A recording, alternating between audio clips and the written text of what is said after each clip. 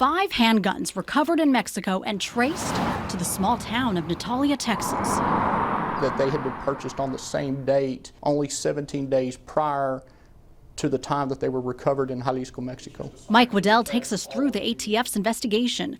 May 2017, agents linked Casimiro Tapia to the guns, a Natalia resident in his mid-40s.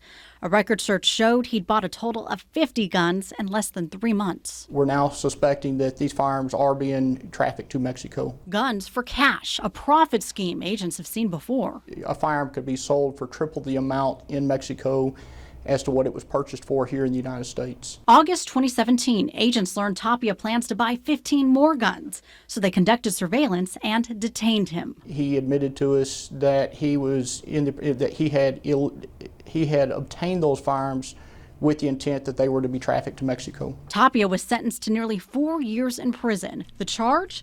Lying on the federal purchase forms for saying he was buying these guns for himself. Why wasn't he just charged with trafficking guns to Mexico? Because at this time, as it stands, there is not a federal firearms trafficking statute. If we had an actual firearms trafficking statute, I think it would reflect more on the intent of what the crime was. Because handguns are just part of the problem. These .380s could be legally registered in Mexico. If we walk in here, we're looking at our bolts. What agents typically find headed south, big weapons, like this 50 caliber semi-automatic, caught in a different case before it wound up in a cartel member's hands, part of a vicious cycle that impacts towns across America. Guns continue to go south from the United States. Drugs continue to flow north. It affects all our communities. I'm News 4 troubleshooter Emily Balcom.